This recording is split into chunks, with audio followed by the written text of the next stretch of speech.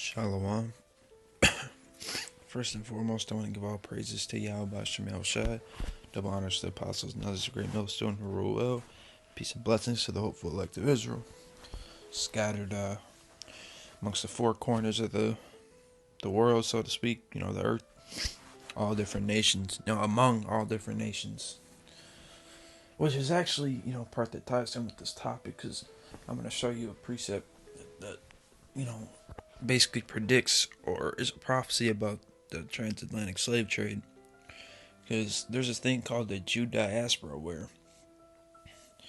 even before 70 AD, Israelites were going to Europe and the Middle East and all over, different places, in the Northern Kingdom to the Americas, stuff like that. And then, in 70 AD, when the Second Temple was destroyed, a good amount of Jews fled into Africa. Which is why a lot of you think you're African just because because you were taken from Africa. But, that's not how it works, man. You're still Israelites, according to the flesh through father's lineage. Alright? And that was just a brief history, I suppose. Deuteronomy chapter 28. Verse 15, But it shall come to pass, if thou wilt not hearken unto the voice of the Lord thy God, which his real name is Yahweh, to observe, to do all his commandments and his statutes with which I command thee this day, that all these curses shall come upon thee and overtake thee. Now I'm going to get to the main point. Verse 68. And Yahweh shall bring thee into Egypt again with ships, by the way whereof I spake unto thee. Thou shalt see it no more again, and there ye shall be sold unto your enemies for bondmen and bondwomen, and no man shall buy you. So Egypt really means bondage, because the first time we went into Egypt, we didn't need ships. Alright? And it says, thou shalt see it no more again, because that means we won't see the land of Israel again. We just wouldn't, see it. Or most of us. There are probably, a few Jakes in Israel here and there, but for the most part, we wouldn't see it again, man. And that's why we think we're all sorts of different things, everything except the Israelites, even though we are the Israelites. We're Negroes, Latinos, and Native Americans, people that descend through father's seed, man. Alright, and there you should be sold unto your enemies for bondmen and bondwomen. So you're going to be sold into slavery. And no man shall buy you, meaning no one's going to redeem you, and nobody has redeemed us, man. There's Black Lives Matters and civil rights movements, but here you are, you look at it, and Negroes are still 3/5 a person. Pretty sure that hasn't changed yet, man. And also, the Emancipation Proclamation didn't free all the slaves, and also what it mainly did was transfer ownership to the government. It didn't actually release anybody. Okay, which is why we're still slaves right now, just not in the same version of slavery, man. It's more mental slavery. But we still work and then have to give our money back, so basically we're working for free.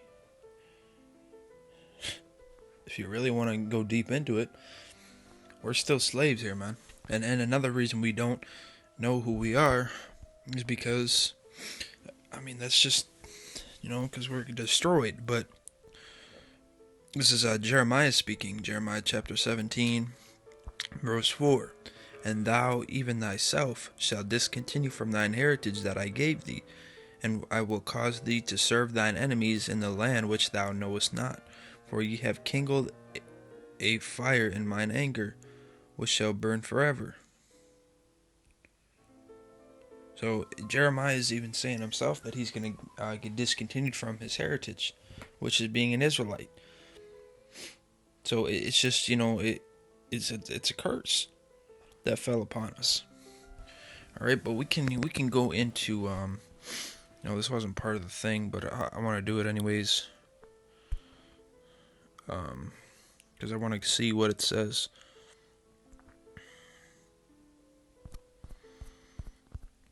For Egypt.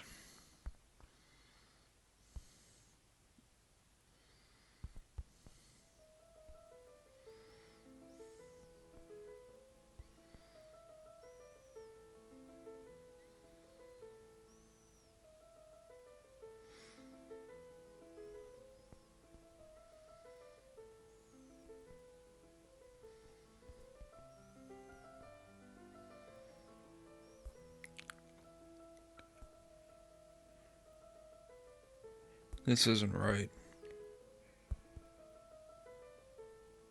Yeah, this isn't. I don't think this is right.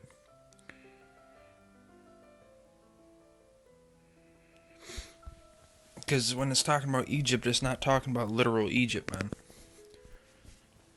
It's definitely not talking about literal Egypt because they didn't need ships the first time, so why would they? I mean, Israel was connected to Egypt, man. So that wouldn't even make any sense. And I have proof that it isn't talking about that. And it's talking about, well, I mean, we went to all different nations, but the main one it's talking about is America because that's Babylon. All right, and I'm gonna prove that. And the Blue Letter Bible goes off a lot, man. It has good information, and sometimes it gives us key points that are helpful, but for the most part, their Hebrew is wrong. They're not using the Paleo Hebrew that it was actually written in, and they don't put the right names of the Lord in there. Because they don't want to give you the truth, man. Right? I think it's 8.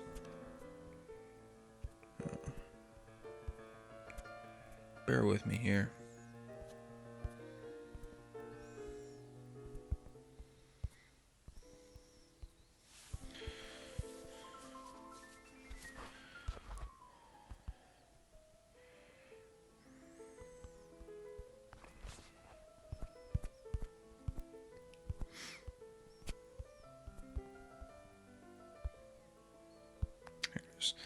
Revelation chapter 11, verse 8.